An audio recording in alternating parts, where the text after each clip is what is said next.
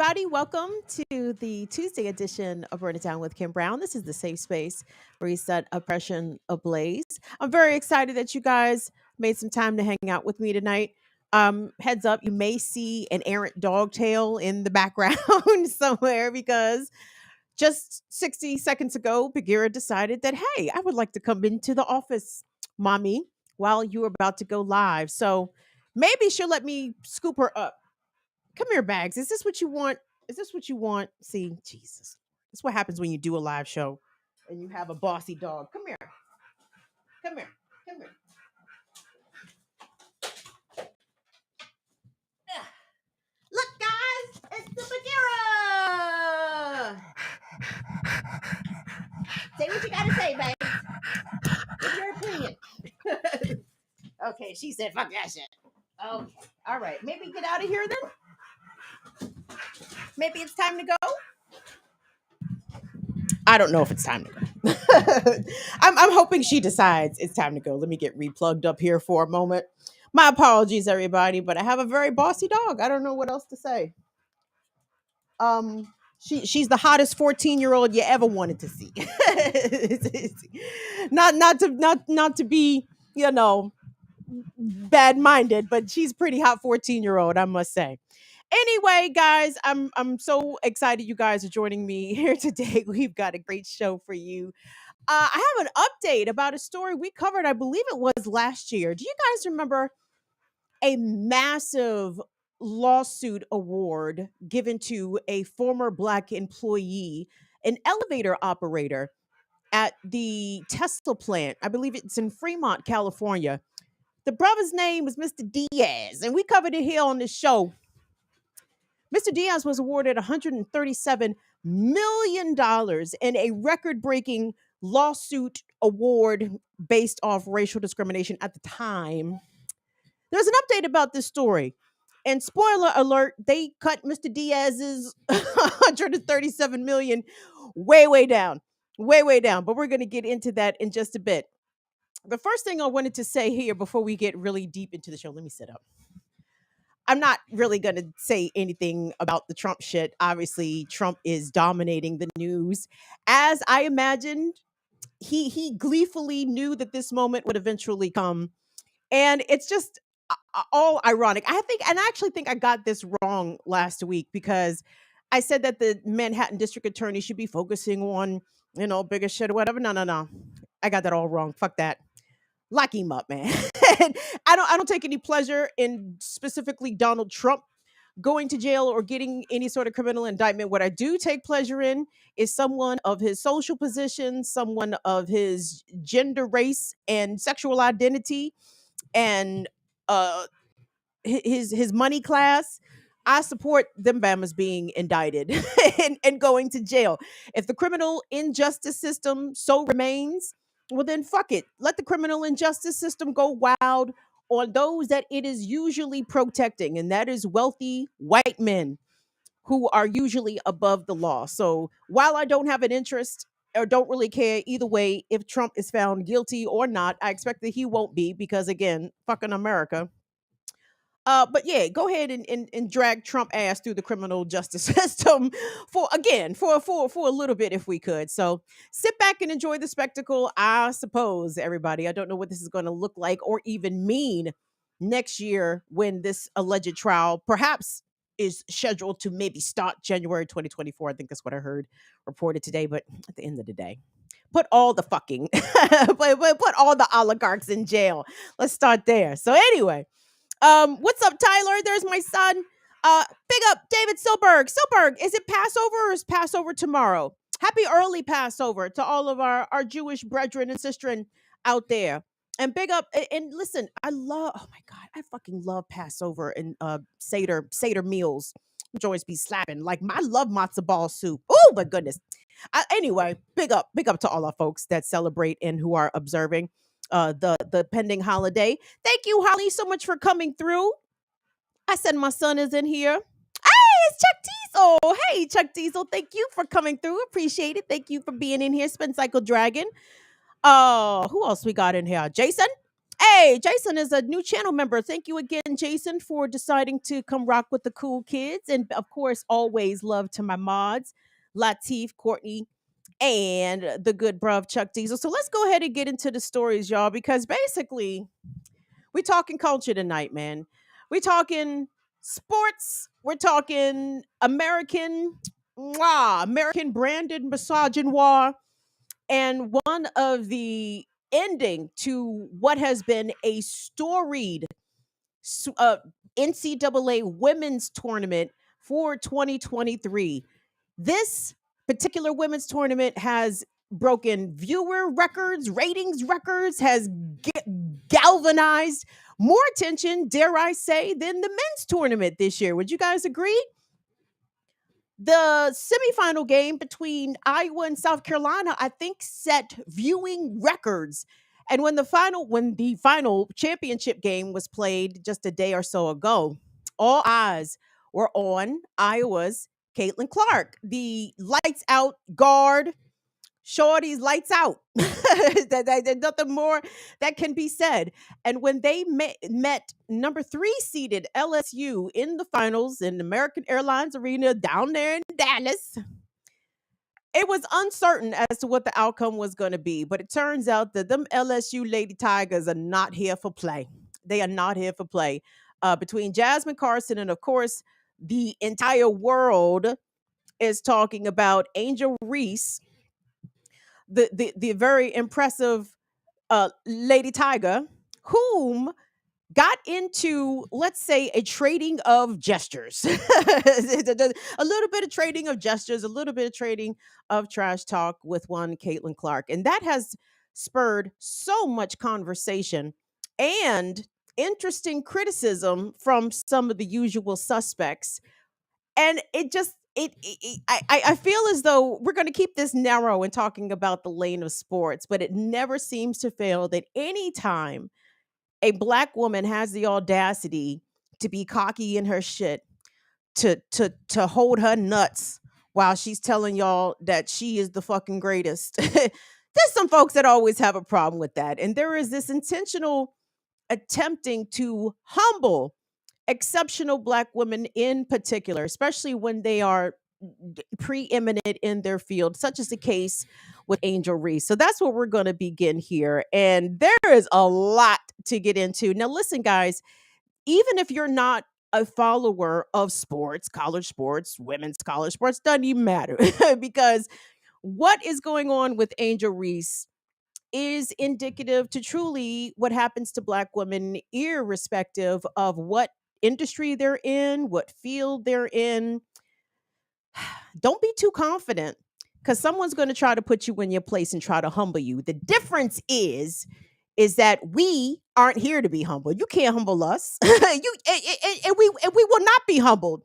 And again, big up to Gen Z because this young lady, Angel, is 20 years old and talking her shit, really talking her shit on the court.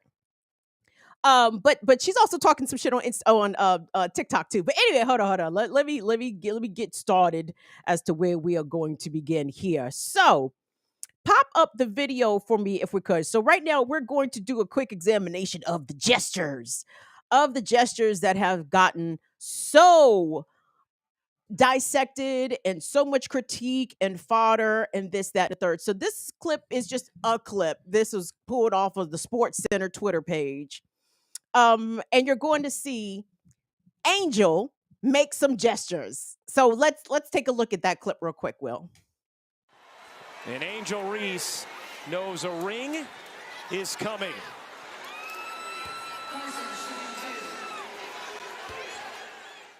So that last gesture is the one that really pissed off some of the white male sports heads, especially on social media. So this, now if you old like me, you may not recognize fucking this.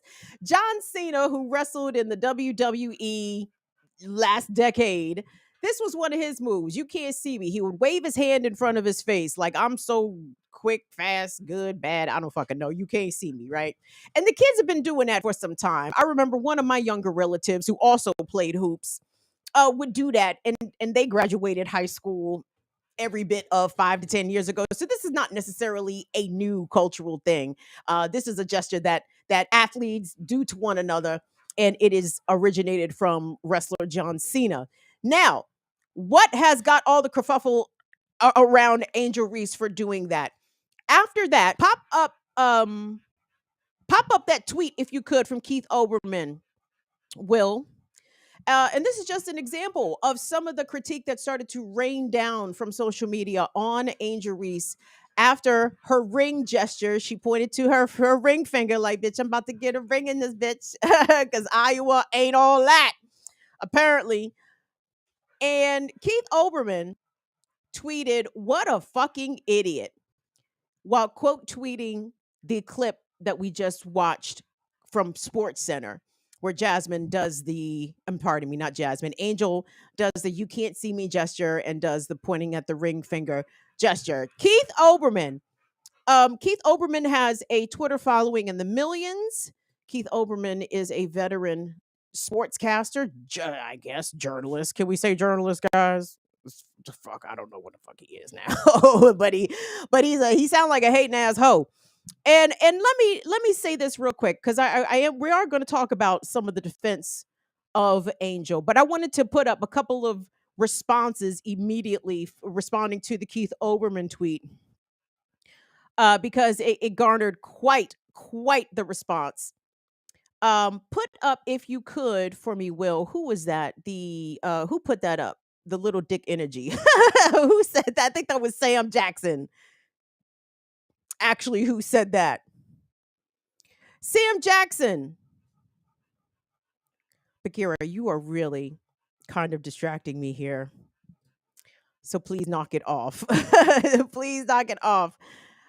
Sam Jackson went on to say something to the effect of this is what little dick energy sounds like from Keith Olbermann. And then Shaq went on to even say, can you guys hear this? Sam Jackson said, thanks for reminding us. Oh my God, Bakira, can you please stop this? I can't concentrate. Thanks for reminding us what little dick energy is, Keith said Sam Jackson. And then Shaq went on to respond to Keith Olbermann and said, shut your dumb ass up, leave Angel Reese alone.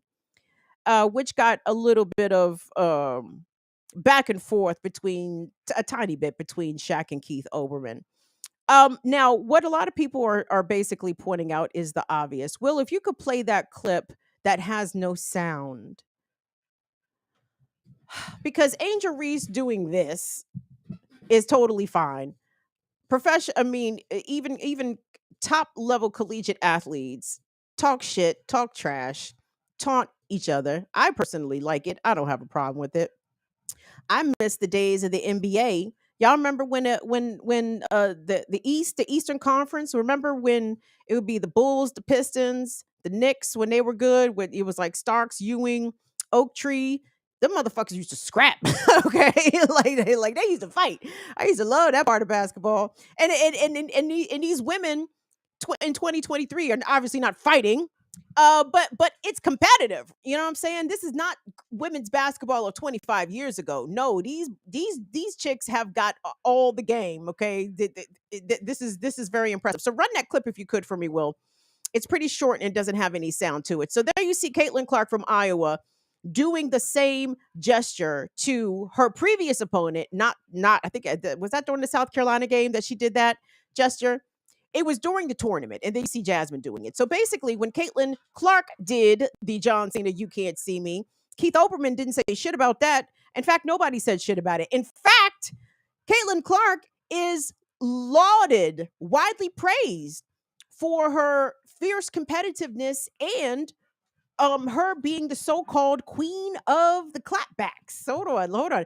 I'm sorry, Will. I know I'm going out of order. If you could cue up that queen of the clapbacks clip for me, if you could, because I want us to examine, if we could, you guys, just the ways how different it is when confidence is exuded from white, in this case, a white woman versus a black woman. And obviously we can pull that out and say, When white people are very confident, braggadocious, dare I say arrogant, it's oh wow, they're so passionate. They're really into what they do. They're very competitive. Like it's always given positive platitudes. But when a black person, in especially in the I would say especially in the athletic arena, it really doesn't matter what fucking arena it is. Black people cannot be and exude the same levels of self-confidence, in self-assurance, in their skill level, in their ability level, lest they be labeled as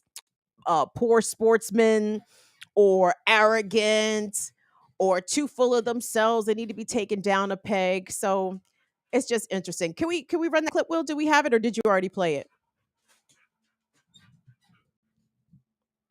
Yeah, I got it. It's Oh, up. It's ready. You ready?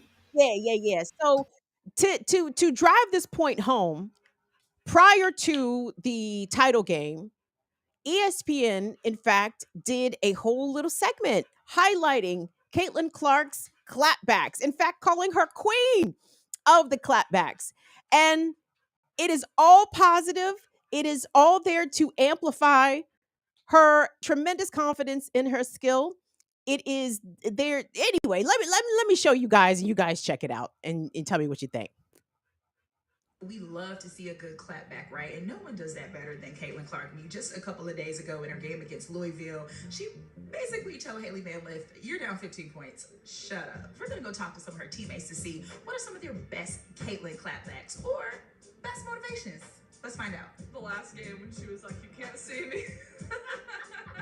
That really got everyone fired up. When she gets an and one, she'll like go like this and come to the bench and she'll be like, "Let's go." That's pretty fun. She gets pretty fiery in our timeouts. You know, she might even clap back at us because she wants us to play with that same fire, you know, and sometimes we're pretty even keeled, some of us, but she's like, "Let's go, come on, dive on the floor," whatever it may be. She always will just come to me like after a timeout, before like a tough stretch, we think, and she'll just like give me a little bit extra reassurance. Honestly, I think the last Elite Eight game, I loved that she did the John Cena thing. I think that was so cool.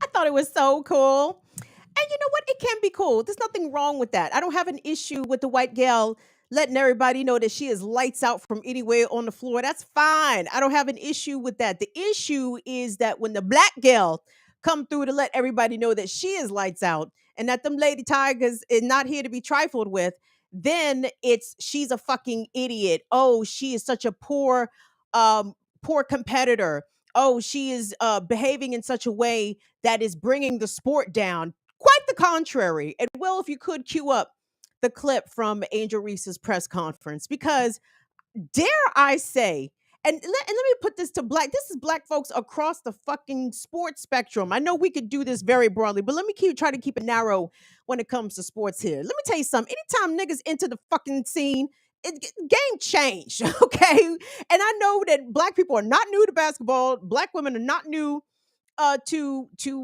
being exceptional and playing at a very high level when it comes to women's basketball. But when they add all the extra, the sauce, when they add the swaggadocious, when they add the flavor, the game becomes more interesting. Period. Point blank. They're like, there's no way around that. And this attempt to try to shame her or to try to chastise her because she's not behaving, I don't know. To me, she's behaving like a 20-year-old. I don't see anything the matter with it. I don't see anything wrong with these young women athletes expressing themselves in all kinds of ways, not just on the court, but the way that they express their style, their hair, their makeup, their tattoos. Like, I'm cool with the shit. Do the shit, kids. Do it. Let these people know how black you are. And Angel gave those same sentiments while speaking right after the championship game, after her Lady Tigers, and big up to the LSU coach there, Kim Mulkey, got her second title with a second program, which in women's basketball, not many coaches have done. She previously won with Baylor, and here she is with LSU, trying to create a little, you know what I'm saying, a very nice coaching legacy for herself. But she had some amazing players, Angel Reese being one of them. And Angel speaks about the kinds of criticism, the very poorly coded dog whistles about the LSU Lady Tigers, calling them thugs, saying they was ghetto, and she addressed all that with the best smile on her face. And the smile on her face says, "You fucking suckers." But can you whip me though? But anyway, check out this clip of Angel. I'm happy. I mean, all year I was critiqued about who I was. Nobody, I don't, yeah, the narrative, I don't fit the narrative. I don't fit in the box that y'all want me to be in. I'm too hood, I'm too ghetto. Y'all told me that all year. But when other people do it, y'all don't say nothing. So this was for the girls that look like me, that's gonna speak up on what they believe in. It's unapologetically you. And that's what I did it for tonight. This was for the more than, it was bigger than me tonight. It was bigger than me. Twitter is gonna go in a rage every time. And I mean, I'm happy. I feel like I've helped grow women's basketball this year. I'm super happy and excited. So I'm looking forward to celebrating in the next season. Angel Reese there. And she's not wrong. She did help grow the game of women's basketball. Her and her all of her teammates. But when she said that, I just thought about the sisters like Simone Biles and the Williams sisters and Naomi Osaka and so many others, Castor Semenya, the South African distance runner. Like, when black women show up and put foots in asses, when the black women show up, put foots in asses, it is thrust under a microscope. Everything about who they are, their being, what they embody gets dissected, gets taken apart. And we don't see this in the same ways. We see this really exclusively reserved for black women, and that's called misogynoir. The misogyny is the hatred of women. Misogynoir is the hatred of black women. And while I was glad that people like Shaquille O'Neal, Sam Jackson, this one, that one, clap back at people like Keith Olbermann and the president of Barstool Sports, Dave Pontenroy, whatever his name is, he called her what did he say? He said that she was a classless piece of shit. Angel Reese, that is, he tweeted that. Will said he had some difficulty putting his hands on that tweet, so I would imagine that Dave, the president of Barstool Sports, perhaps erased that tweet, finally deleted it, because the misogynoir is right there. I sincerely doubt that if Caitlin Clark had done the same move that she had done in a previous game, had Iowa been victorious in the title game, I'm very positive that neither Keith Olbermann nor Dave Pontenroy, whatever his name is from Barstool, they wouldn't have been calling her a fucking idiot or classless piece of shit. They would have been saying, "Oh, wow, that Caitlin, she knows how to, she's such a competitor. She drives it on home to the end. She might have been doing a little bit much there, but hey, that's just how much the fire burns in her. That's just how much she wants to win." It would have been turned around into something very positive, into a positive characterization of Caitlin's character, right? Um, I wanted to put something else up because I was happy. Make no mistake, because I know y'all gonna be like Kim. Kim, you are known to dabble in misandry. So let me say whatever. Let me phrase what I'm about to say carefully, because I did see Bruvs taken up for Angel Reese. I was glad to see it, but Shannon Sharp saw what Shannon had to say on Undisputed. I even saw Stephen A. Smith, fucking goofy ass, be on the right side of this issue on First Take. But what I didn't hear is the realization and the acknowledgement that this happens to black women athletes all the time. All the time. And this is not a one-off. This is not a case solely of there being two Americas where white people can behave in one way, and if black people demonstrate similar behaviors, then it's a problem. Yeah, it is that, but it's not just that, right? But $1 million worth of game. I know some of y'all listen to $1 million worth of game, and I do not. Just because, I mean, for reasons, but regardless. So $1 million worth of game is a podcast hosted by two dudes. Is the one dude from Philly? I know Gilly. I know Gilly the kid. I don't even know. I guess he goes by Gilly the King now. I'll tell y'all how I know Gilly after I play this clip. But Gilly and this other dude, his other co-host, they do something with Barstool Sports. And because of the comments made by the president of Barstool Sports, douchebag bro sports, Gilly and them felt the need to address the thing. And I want y'all to listen to the way they address the thing. I want y'all to listen to the way they address the thing. Because I'm glad that they said something, but I wouldn't qualify the something that was said necessarily as a quality defense of Angel from I'm going to call it a racist attack from the president of Barstool Sports. Let's check out the host of $1 million worth of game. Shout out to Angel Reese. Y'all did a great thing. Y'all did y'all thing. Congratulations for being the champions. And I'm going to say this. We don't stand with nothing that Dave Portnoy said in any type, shape, forms, or fashion. We're not in agreement with that. We're not in alignment with that in any way. And number two, $1 million worth of game, LLC, is owned by two people. Wallace Peoples and Fernard Rasir. We do not work for Barstool. We have a partnership. We have a licensing deal. 100% ownership is by us. We don't have no bosses. I only got one boss, and that's God. And my wife, whenever that happens, whenever I get married. But other than that, that's how we rock. You be a boss? Yeah, you know how that shit. That's how that shit go, cuz. That's how it go. You know, people like Tootie got the control of the money. Oh, okay. Well, shut up. Yeah. So, but what I'm saying is, shout out to Angela Reese. You did a great job, young sister. And we're not just gonna stand for that. Like Dave. Like for her to be a classless piece of shit because of basketball, you're wrong about that shit.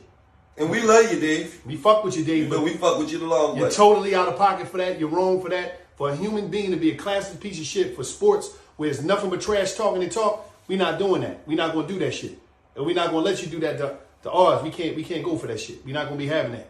But shout out to Angela Reese, you did your thing. Shout out to everybody that was involved, all you women, played the ball and had a hell of a time. But we need to be talking about something different. Shout out to Iowa too. They came up and played hard. Yeah, they played hard. But shout out to that whole LSU. Y'all did a great job. Congratulations, Queens, on your championship. And it's just like that. Right. First of all, how many times was the man going to call the sister Angela? Her name is Angel. Her name is definitely Angel. It's not Angela, but that's cool. All right, whatever. We can't be bothered with the details apparently about the situation. But here's my thing, man. Don't come out and make a statement, talk about, no, we don't fuck with that. We don't rock with that, Dave. We don't rock with that. But we love you, Dave. But we fuck with you, Dave. But no, we don't rock with that. We don't rock with that. But we love you, Dave. Nigga, is it Uchi Wally? Is it one mic, gentlemen? Which is it? And that's what I'm not here for. If you're going to defend the sister, let it be a full-throated defense. And this is to me sometimes where Black women can feel as though we are on an island only defended and protected by our own when we come under mainstream attack. I might know a little something about it. But it's always conditional. Like sometimes the support that in particular our brothers will offer us is conditional. I'm not saying that $1 million worth of game should stop fucking with Barstool. That's not what I'm saying at all. But it would be a nice gesture if that was something that, that would be a line for them. You know what I mean? And I know these brothers believe themselves to be capitalists, I'm sure. So they already expect to move in very unprincipled ways. You know what I'm saying? It's about the money. It's just business. It's just business. But I've seen it happen so many times before where Black women can be utterly, overtly disrespected and I'm talking about specifically about people from outside of our community. We do endure internal community disrespect, but when people from outside of our community disrespect us, it's wild to see sometimes our brothers, try to play both sides. Niggas will try to play both sides in a hobby. Well, I understand where Chad was coming from. Rashida, I mean, you did get loud. I know he called you a black bitch, but hey, you know what I'm saying? Maybe you shouldn't have been. I've seen that. And again, when I saw that clip, I said, I have seen that. I have experienced that. I have been through that. I know that. I know that. We don't rock with that shit, but we love you, Dave. Well, which one is it? He can disrespect black women and you still love him, or you gonna love him anyway? Cause he's a white man with a path, with a ladder into more money. Again, the disrespect of black women is always accepted so long as money's involved. So long as money is involved. What was the other part about this that I wanted to get into? Because it's just, of course, when I'm looking for what the good critiques of the situation are, naturally the Twitter timeline led me only to one place. Will, you know where I'm going with this. Get that queued up for me. And while I saw Shaq and Sam Jackson and Shannon and Stephen A all really dropped the ball on saying and hitting the hammer on the head, hitting the nail right on the head. Of course, one person was able to come in and just hammer that bitch right very clearly, succinctly, and beautifully, and with a glow, might I add. Let's check out the best critique that I've seen of this entire situation so far. So I don't keep up much with American college basketball, but what I do keep up with is misogynoir. So I wanted to talk quickly about the Angel Reese situation, where she's been receiving abuse from coaches, pundits, and social media because she made a gesture towards one of her opponents, Caitlin Clark, in a recent game. Caitlin made a similar gesture during that very game. Caitlin has been known to say to one of her opponents, you're 15 points down, shut up. Like, Caitlin gets praised for her swagger when she behaves in that way, but Angel isn't getting the same treatment. She's been called all sorts of names. And I wonder why. We're going to have a very real conversation about the disdain that society feels towards confident black women, because this is nothing new. When we think about that Venus Williams interview when she was younger and the interviewer was proper pressing her, but like, why do you think you're great? Why? What do you mean, why do I think I'm great? Show me anybody else like me. Go on. In a society that's already been constructed so that I don't experience greatness, that I don't embody greatness, the fact that I do, wow, extraordinary. And I need to own that. It's just funny to me to hear people say, oh, she's full of herself. When they're talking about Angel Reese, she's full of herself. If I am not full of myself, who should I be full of? Outside of the Holy Spirit, who should I be full of?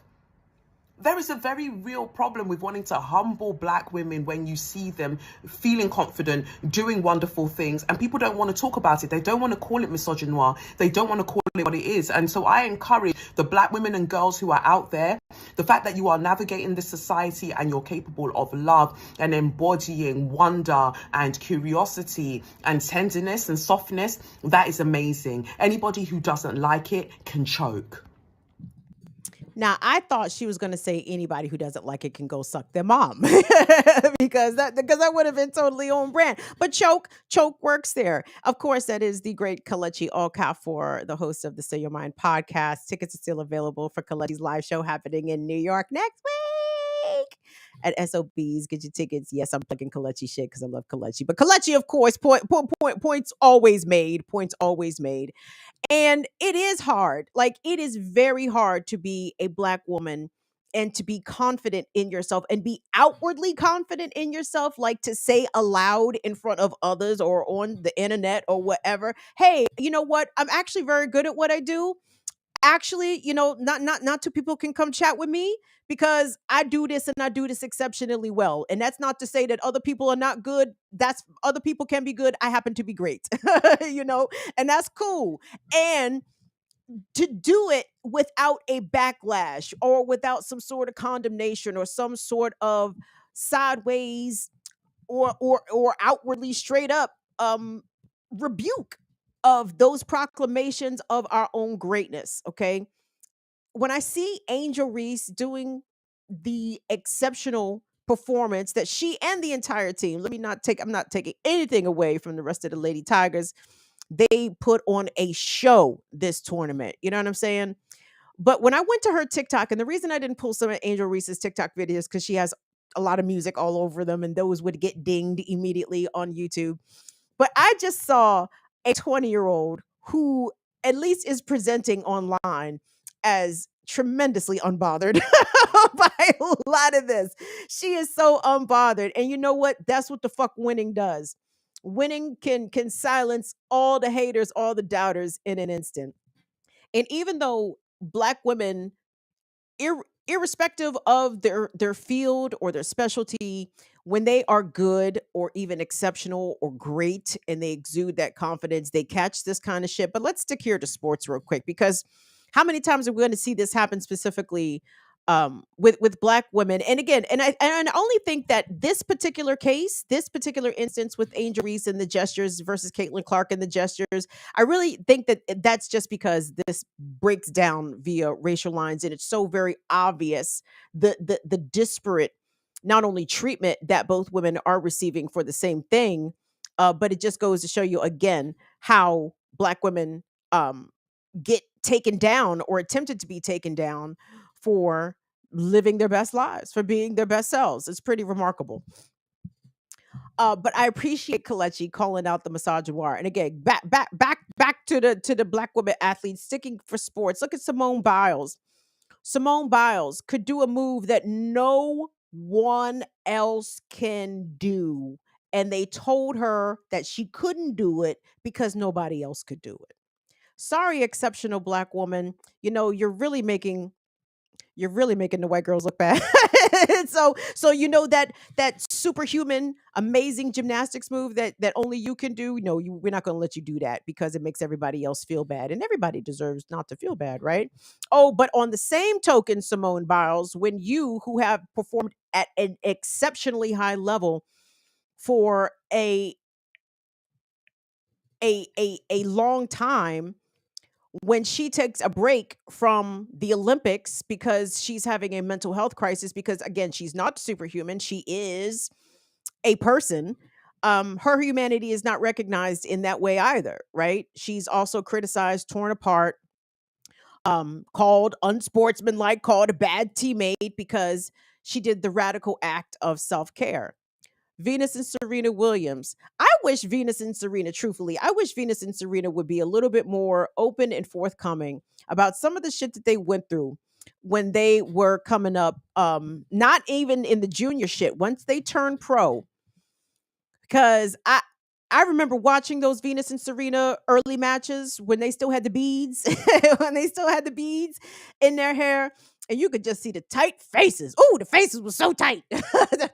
Not from the Williams sisters, of course, from the competitors, from sometimes some of the audience members, depending on where in the world they were performing, where they were playing. You would see the tight faces because Venus and Serena just started whipping white girls. Jesus. I mean, y'all, Serena used to beat the shit out the white girl. She beat so many white girls that they had to create a fictionalized rivalry with her and Maria Sharapova. What was the lifetime record of Serena whipping Maria Sharapova's ass? It was something ridiculous, like what, 19-2 or something like that. Sharapova had beat her like a couple of times, but then come to find out Maria Sharapova was doping. She had to get juiced up to beat Serena them 2 times. Meanwhile, Serena naturally whipping her ass dozens of times. It isn't amazing. But again, we could go down the list. The sister in South Africa, Caster Semenya, exceptional at that 800. she is so good that they want to test her. They preclude her from competing because her gender, her womanness is called into question because she is beating white bitches ass. And this is really what this comes down to, right? Like, if Angel Reese was playing South Carolina, if this was LSU versus South Carolina, I assure you this entire discussion would not even be happening. It is because Caitlin Clark was the white darling. She was the white girl can jump. You know what I'm saying? The white girl can jump. What am I talking about? I'm sorry. She was the great white women's basketball hope. And the fact that she got all the way, and again, that Iowa South Carolina game was something because a lot of people expected South Carolina to win the whole thing. They were undefeated. Shout out to Dawn Staley, North Philly's own. But Caitlin Clark was expected to win the whole thing, and LSU told them beforehand, like, this is not going to be a fairy tale Disney style ending for you, dear. We are coming to beat that ass, and beat that ass they did. So big up to Angel Reese and the LSU Lady Tigers. Congratulations on being the 2023 NCAA Women's National Champions. You guys deserved it. If you want to call yourselves hood and ghetto, be hood and ghetto. But tell them bitches that guess what? You can't whoop these hood and ghetto girls. Can you whoop these hood and ghetto girls on this basketball court? No. Well then shut the fuck up. Shut the fuck up. Shut the whole fuck up. Anyway, guys, let me take a little break. I'm sorry. I went off on lots of tangents. Where was I going? Oh, really quick. So I wanted to thank everybody for being here.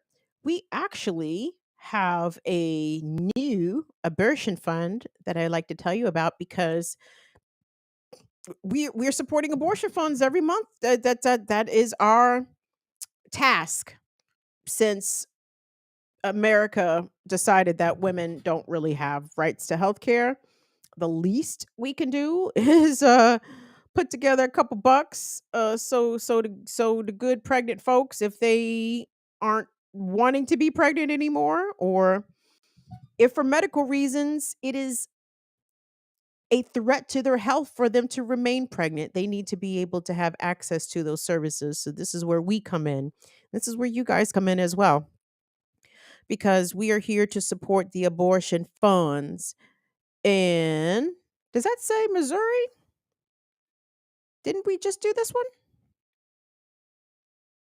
I'm sorry. I guess I should have looked at this before. What's it say? Well, does that say the Missouri Abortion Fund? Because that looks like Missouri.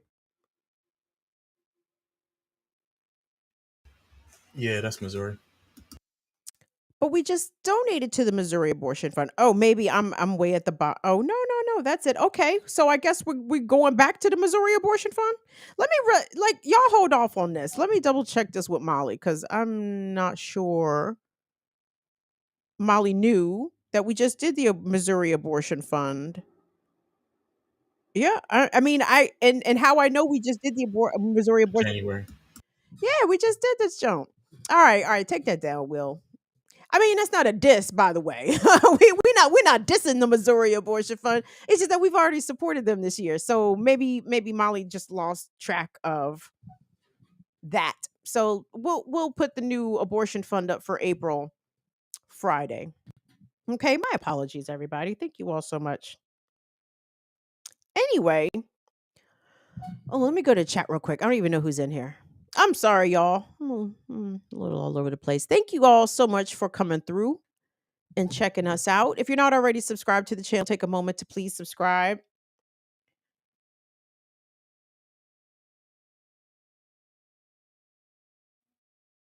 Oh, well, that's kind. The Missouri Abortion Fund just commented. Shit. Well, damn it. Now I guess we got to do that. I just got a notification from Instagram. And the Missouri Abortion Fund commented under our post and said, "Thank you for your support." Well, wait a minute, because like I said, I just random that. You know what? Let me shut the fuck up. Let me stop trying to work shit out while I'm live. let me work the shit out after we fucking log off. What's up, Big Teal? Thank you so much for being here, sweet. Is Just Tess in here? Hey, Alicia, my niece is in here. Hey, Alicia. Hey, Y'all be careful. What's up, Jasmine?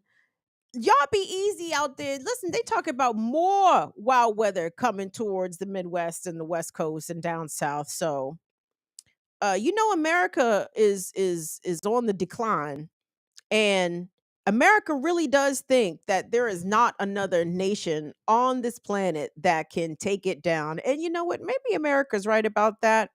But you know who America did not count on? Jesus. Jesus said, I'm going to send all the tornadoes.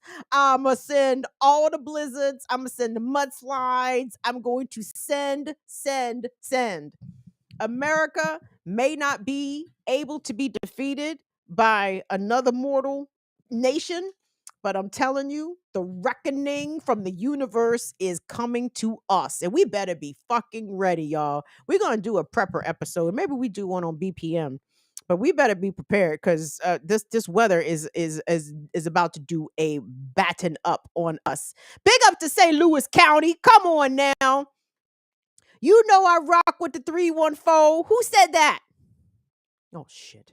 What is this doing? God damn it. You know I love St. Louis. St. Louis is wonderful. I love black people in St. Louis. What's the reverse of that? No, I did meet some very pleasant white folks out there. The Midwestern people are nice. They are nice people. But St. Louis specifically is so racist. It's so racist. As a Marylander, I got to Missouri. I said, "Ooh, I can feel the racism. Let me get my coat." You can feel the racism in the air. It's wild. It is a wild thing. Latif, thank you so much for being here. What's up, Wendy? Hey, Vesper. What's up, Infinite Content? You all see the report about the CDC members who did what? Shit. Who fell ill while checking on the conditions on the ground in East Palestine? I didn't. Doesn't shock me though. Thanks for sending that story, Infinite Content.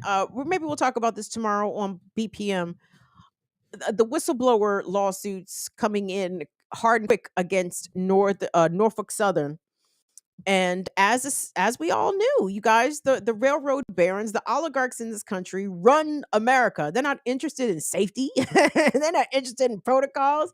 They're not interested in making sure that they are conducting their commerce and their business in a way that is ethical and humane towards the planet and towards humans as well. Trying to exploit as much resource, materials, profit, and labor that they possibly can. How can we get them? You know who had the right idea about getting the oligarchs? The fucking Atlanta Forest Defenders. Remember when we did the story when they showed up at the home of the chairman of what's the name of the company, Vesper? Gory something. One of the contractors set to construct Stop Cop City, and the motherfuckers went to his house in Alabama and tore his shit up. I said yes. I said yes. We need to do more of that. How? I mean, and again, it sounds petty, but it's not. I think it gets the point across. We could do more. But anyway. I'm gonna keep this kind of short and sweet today, guys. Because again, I didn't really want to fucking talk about Trump. What's there to say about Trump? Put Trump ass in jail. And again, I'm not celebrating it in like the Democratic liberal way. No, put all the wealthy white men in jail. Put them in jail. Put them under the jail. My only thing is that they finally did get Trump again on some shit that I agree with. He supports the sex workers. Okay, good. We want him to support the sex workers? I do. I want the sex workers to be supported. I don't care if he lies about this shit on his fucking campaign finance shit. But again, that's how they get gangsters with paperwork. So, anywho, last story, and this is an update. And at first, Infinite, you tagged me on this, I think, and I saw it, and I thought this was a separate and different Tesla racial discrimination lawsuit than the one that we had covered last year. But no, this is an update story, turns out, because if you guys recall, we covered it here last year, or was it fucking 2020? My COVID years are running together. They're like dog years. The COVID years was actually 7 years in disguise. I didn't know that. So during the COVID years, we talked about this on the program because there was a ginormous settlement awarded to a former Black employee of Tesla's Fremont, California plant, where this gentleman was an elevator operator and claimed to be on the receiving end of lots of racist abuse from Tesla employees. And he was awarded $137 million, which was a record breaking amount for a single plaintiff at the time. Let me get into the article. So, this is from the Mercury News. I chose this piece because they are local to the area, and I immediately regret choosing this piece because I'm gonna read y'all the first sentence, and y'all gonna be like, "Huh? The what?" Not written all that great. But here's the headline: Tesla racism lawsuit. Elon Musk's firm to pay 3.2 million award after the 137 million award was tossed by a judge, even though a jury had awarded that plaintiff. So here we go. So Tesla must pay a Black former Tesla worker about $3.2 million, most of it in punitive damages, after a judge in the racism based case threw out the earlier jury award of $137 million. Man, that brother had won the Powerball off Elon Musk, but I go on. On Monday, a jury awarded Owen Diaz $3 million in punitive damages plus 175,000 in non-economic damages, according to the verdict form released by the court. Now, Diaz alleged in a 2017 lawsuit against Tesla that as a contracted elevator operator at the firm's electric car factory in Fremont in 2015 and 2016, he endured daily racist epithets, including the N word, and that colleagues drew swastikas and left racist graffiti drawings around the plant. Tesla sounds like a lovely place to work if you're Black. Lovely.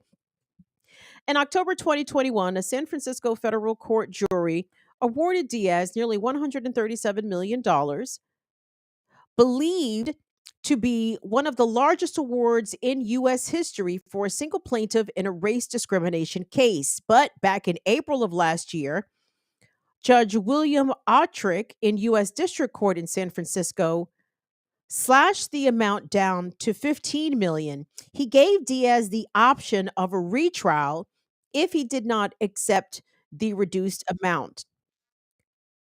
Autrick said that there was ample, quote, disturbing evidence for the jury's findings against Tesla, but that he was bound by legal principles to put the jury's massive award, or rather to cut the jury's massive award. Diaz last June rejected the lower amount, and the new trial started March 27th. Oh, nigga. Oh, wait a second. He could have had 15 million. Oh, man. This joint cheese shrinking. Mm-hmm. It says Tesla did not immediately respond to the request for comment on after Monday's verdict was announced, and allegations of racism at its facilities. A lawyer for the company named Alex Spiro told the jury in Diaz's trial last week that the cash was not about whether, quote, we think that everything that happened at the Fremont facility of Tesla was defensible or right. It was not. There's no excuse, Spiro added. He added that the case also was not about, quote, harassment generally, or the problems of this country, or the history of the world, and what we ought to be spending more time doing is to make it better.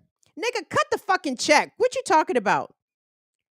Diaz's lawsuit is one of several which allege widespread racism at Tesla's facilities.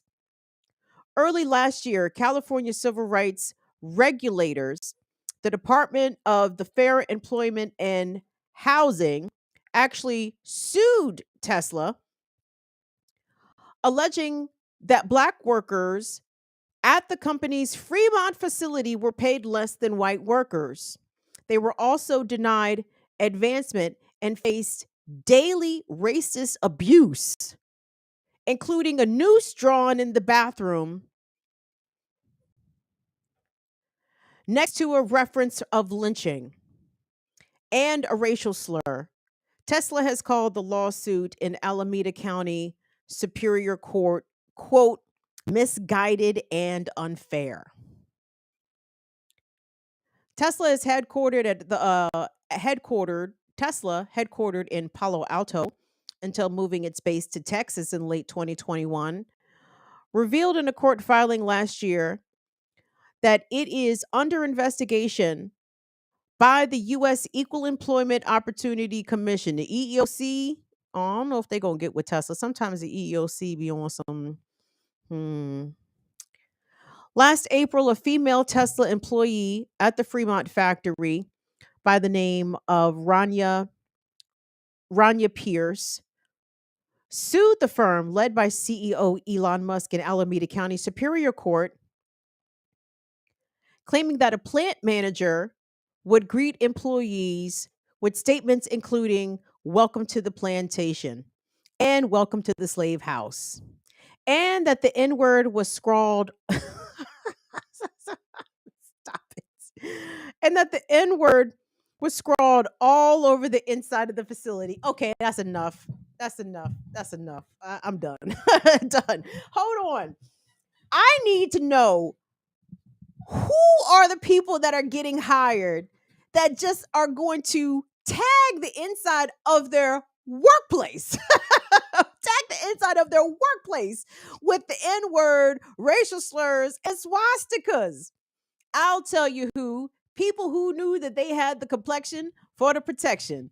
People who knew that ultimately those attitudes and opinions and behaviors towards black people in the workplace were ultimately accepted by the man at the top, Elon Musk. If you think for a fucking second that apartheid Clyde is not a racist piece of shit, and I think he has demonstrated that he is a racist piece of shit. This is not Keith Olbermann me calling Elon a fucking idiot. No. Elon is demonstrated to be a fucking idiot. He is demonstrated to be a classless piece of shit. The difference is Angel Reese did not earn or deserve any of those monikers, those bad names tossed towards her. Elon absolutely deserves these bad names plus more. And it's very obvious that Tesla not only fosters a hostile work environment for its black employees and its brown employees, because I was checking out some reporting from More Perfect Union about the Giga Center that Elon Musk was able to get $60 million plus in welfare, in corporate welfare from Texas to build this Giga Center. But it's mainly Latino workers were subjected to horrific working conditions where people were experiencing heat strokes and falling out on the job because Tesla was not concerned with worker safety. Also, in addition to Tesla being a hostile workplace for black folks and brown folks and a dangerous workplace for them as well, Tesla continues with their union busting up in Buffalo. Late in February, over 30 workers at Tesla's Buffalo location were let go for what the workers believe was for their unionizing actions, because I believe that it's the Tesla's Workers United is the name of their union, and workers who were in good standing with the company, who had positive performance reviews. Once it was discovered that these organizing activities were happening and that the union was actually gaining momentum in Buffalo, these workers were fired seemingly without cause. Go to More Perfect Union's Twitter page, guys. They have some really, really good reporting up there about the fuckery and the continued going ons about Elon Musk. And while I'm on Musk, really quick, let me go back to the chat because I need to ask y'all a question. because I haven't been on Twitter in several weeks. I don't know the temperature of things on Twitter. I don't know what the fuck is going on Twitter. But Molly told me. So y'all know we went ahead and signed up for Twitter Blue. We got the blue check, even though the reason The reason I thought we would get the blue check, it was not even for the fucking blue check, was for the perks, or not the perks. Yeah, the features that unlock when you sign up for this subscription, right? You're supposed to be able to post longer videos. We haven't posted any longer videos. We haven't posted any of them joints. So anyway, I'm not sure if me subscribing to Twitter Blue is actually getting accomplished what I hope to accomplish. But it wasn't just to get a blue check for verification or for clout. I don't give a shit about any of that. But Molly did tell me that apparently people who are part of lefty Twitter are so annoyed with whatever the fuck Elon is doing with the legacy verification and the Twitter Blue, etc., that people on the left are running blockchains of Twitter Blue accounts. So she was concerned that we would get caught up in some sort of blockchain from people whose political ideas and values that we would agree with, right? So she was like, maybe we should take that off. And I'm like, I guess. I mean, we could. Are we going to post the long videos, or are we not going to do that? So let me look. I'm looking in the chat. Hey, what's up, K-Days? Well, y'all don't know either. I'm looking in the responses, or maybe we're just on a major delay. But y'all don't have the answers. Y'all don't have the answers. Don't redact your message, infinite content. Say it with chat. What you say there, Latif? More, get the fuck out of, man. Get the fuck out of here. Oh, yeah. I don't know either. I don't know. Anyway, Elon is a sucker. Let me shout out to Mr. Diaz, Mr. Owen Diaz. Man, listen, Owen, I know that 137 million sounded like the Powerball numbers had clicked into place for you. Man, but I might have took that 15 million though, bruh. I might have took that 15 million, because either way, 15 million ain't nothing to sneeze at. Now, maybe in Fremont, California, maybe 15 million ain't going very far, but that's cool. You can move, baby. But there's a big difference between that 15 million and three. And three. And again, $3 million also ain't nothing to sneeze at. I would take the 3 million also, but I would be crying a lot if I had received a 3 when I had the chance to get to 15. So either way, Elon Musk is a racist piece of shit. And we still big up to brother Owen Diaz for getting your paper. It's still big paper, honey. $3 million ain't little paper. So congratulations, sir. Enjoy that $3 million of Elon Musk's money. I appreciate it. Anyway, guys, let me push off here since Bagheera fucked up the whole first part of my show in here, panting and shit. Broke in my goddamn office, and then was annoying. Had the audacity to annoy me.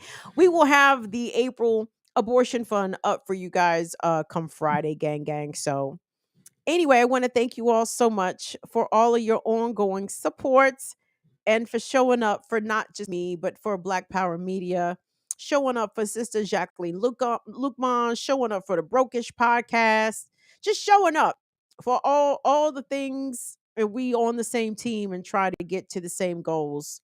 Hopefully, the promised land. Are there white people in the promised land? Quaker anarchists and the Hearts. Who else is invited to the promised land? Donnie. I don't know. Like, I'm just thinking. I don't know. If I got to heaven and I saw what fucking John McCain there, I think I was in the wrong place. So surely, no, Lord, this is wrong. Who is here? No, this is you got me in the wrong spot. Do you not see H.W. Bush in here? Surely this must be hell. Yes. So no. Anyway, I'm hopping off of here, guys. Thank you all so much. I guess COVID is done out here jumping on people since they done shut all the COVID shit down. They have shut all the COVID testing center down. They have shut everything COVID related down. So I guess COVID's just over. I don't think COVID is over. I still wear my mask indoors because I still believe that COVID is out here jumping on people. I do not want it to jump on me. I do not want it to jump on you. If it's already jumped on you, understandable. The goal is to not have it continually jump on you, okay?